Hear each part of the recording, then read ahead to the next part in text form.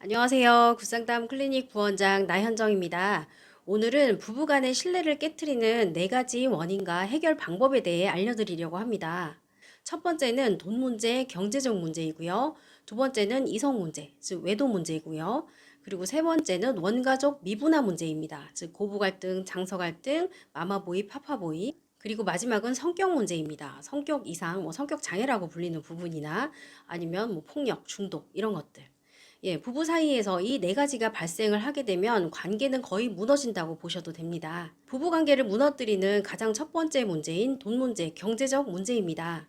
남편이나 아내가 몰래 빚을 지거나 투자에 실패를 한 사실을 숨기거나 가족 몰래 큰 돈을 자기 친정 혹은 시댁에 보내는 경우, 혹은 사업상 빚을 진 것을 떠안게 됐다든지, 이렇게 하면 부부가 이혼 위기를 많이 겪습니다.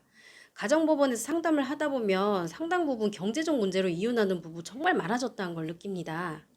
그래서 이혼하는 이 핵심은 이거예요. 배우자의 경제관념을 더 이상 믿을 수가 없다. 그가 만든 너무나 큰 채무를 우리 가족 전체가 떠맡을 수는 없다. 이혼해서, 즉 분리해서 혼자 해결하게 해야겠다라고 합니다. 굉장히 현실적인 생각이죠. 가족이 다 같이 경제적 문제로 무너지는 것보다는 이혼해서 우리끼리는 잘 살아봐야겠다, 이렇게 생각하는 거. 그런데 이혼을 당하는 입장은 또 달라요. 돈 때문에 나를 버려? 이때까지 내가 가족을 위해서 생활비 벌어다 준 게 얼만데, 이렇게 이야기합니다. 네, 이 입장도 틀린 말은 아니죠. 그런데 이제 상담을 통해서 결혼 생활 내막을 좀 들여다보면 다른 이야기도 숨어 있다는 것을 발견합니다. 우리는 평소에도 부부관계가 좋지 않았어요. 결혼 초부터 부부관계도 없이 쇼윈도로 살았어요. 이 사람 몇 년 전에 외도도 했는데 내가 이 경제적 문제까지 떠안게 되니까 이 사람이랑 더 이상 같이 살 이유가 없다. 그래서 이혼을 청구했다입니다. 즉 평소 배우자에 대한 애정이나 지난날 배우자의 헌신에 대한 고마움, 감사함 이런 것들이 없기 때문에 이 경제적 사건을 감당해 줄 필요를 모르는 것입니다. 그렇기 때문에 부부가 알아야 할 것은 내 돈은 내 돈이다, 이것이 아니라 내 돈은 부부의 돈이다. 그리고 부부는 경제적 공동 책임자라는 사실을 알아야 합니다. 즉 부부의 벌이나 지출을 공유하고 투자도 상의하고 같이 계획을 해서 투명하게 관리해야겠죠. 그리고 좀 뻔한 이야기지만 평소 부부 애착을 잘 쌓아놔야 유사시 이혼당할 가능성도 줄어들죠. 그래서 평소에 부부 관계를 잘 해놓고 가정에 헌신했던 배우자라면 경제적 문제를 좀 일으켰다 하더라도 웬만하면 이혼을 하지 않습니다.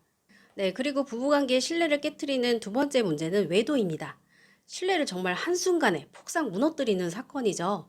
오래전부터 부부 이혼의 대표적 사유는 폭력과 외도였던 것처럼 이 외도는 관계를 무너뜨리는 사건이 아니라 아예 핵폭발 수준이라고 보셔야 됩니다. 이 외도를 당한 배우자는 나는 버려졌다, 이 감정을 시작으로 의심과 불안, 분노, 감정의 늪에서 빠져나오는데 너무나 힘이 듭니다. 그래서 평범한 일상조차 무너져서 이것이야말로 가정에, 자녀에게도 너무나 큰 손해가 발생을 합니다. 그런데 만약 이 외도자가 남자가 한 번은 그럴 수도 있지라고 한다면 피해 배우자는 반격해서 다투거나 혹은 조용히 자녀를 생각해서 참습니다. 다만 속으로 조론이나 맞바람을 준비할지 모릅니다. 그렇기 때문에 외도한 배우자가 알아야 할 사실은 단 하나입니다. 미안해, 다시는 안 그럴게 라는 이런 말이 아니라 지속적인 행동 변화입니다. 즉 진심 어린 사과에 이어서 외도 관계가 완전히 단절됐다는 사실을 계속 증명해 보일 필요가 있어요. 그리고 본인의 생활을 투명하게 아내에게 공개하고 또 아내의 마음을 위로하고 옆에 머물러 주려고 긴 기간 노력해야 합니다.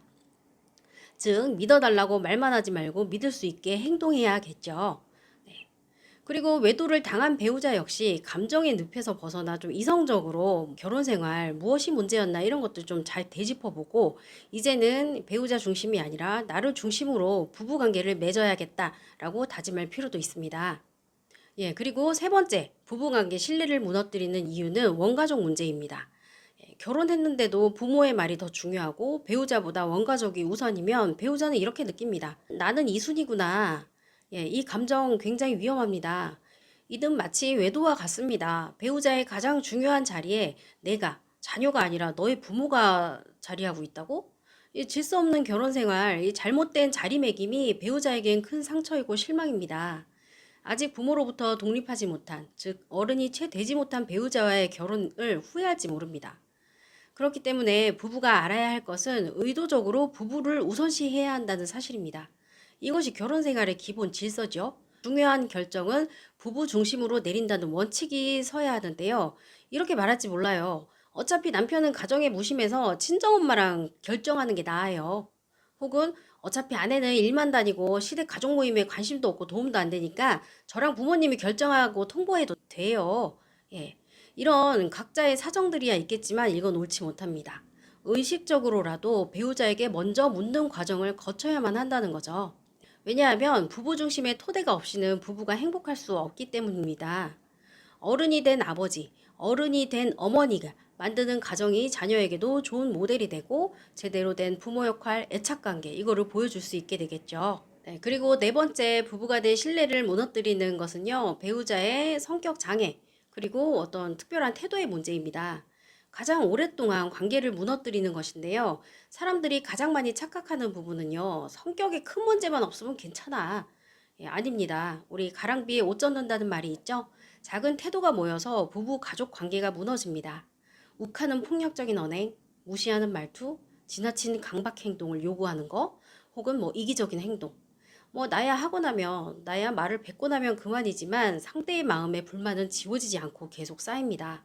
그리고 결국 부부가 된 신뢰가 무너지죠. 상대는 이 사람을 그렇게 평가하죠. 넌 안 되는 사람이야. 예, 이렇게 판단을 끝내버리기 때문입니다. 예, 이런 판단, 너는 왜 그렇게 판단해? 보다는 그 판단하는 자의 마음속에 표현되지 않은 상처, 침묵, 인내했던 그 긴 세월이 있다는 것을 짐작할 수 있어야겠죠. 그렇기 때문에 부부가 알아야 할 것은 부부 사이에도 예의가 필요하다는 사실입니다. 존중하는 말투, 배려, 약속 지키기, 뭐 이런 기본적인 사회생활에 필요한 에티켓 있잖아요. 이런 것들 부부 사이에 지켜야 됩니다. 그래서 결혼 생활 약간 연극이라고 하잖아요. 그래야 잘 살죠. 뭐 마음, 심정, 사랑 이런 것만으로 아름다운 관계 절대 못 만듭니다. 그것은 그냥 환상입니다. 가족은 언제나 내 곁에 있는 당연한 사람이 아니라 내가 지켜야 할 인연입니다. 네, 이렇게 부부의 신뢰는 한 번에 무너지지 않습니다. 반복되는 행동이 쌓여서 무너지고 마는데요. 이 회복도 마찬가지입니다. 회복을 하려면 한 번의 사과로 되지 않습니다. 반복된 회복 행동이 있어야 해결이 되죠. 얼음이 어는 데에도 2시간이 걸리듯 얼음이 녹는 데에도 3, 40분의 시간은 걸립니다. 즉 배우자가 힘듦을 몇 년을 참아왔는가를 한번 곰곰이 따져보고 내가 몇 년을 노력하고 보상해야 될지 가늠해 볼 필요도 있습니다.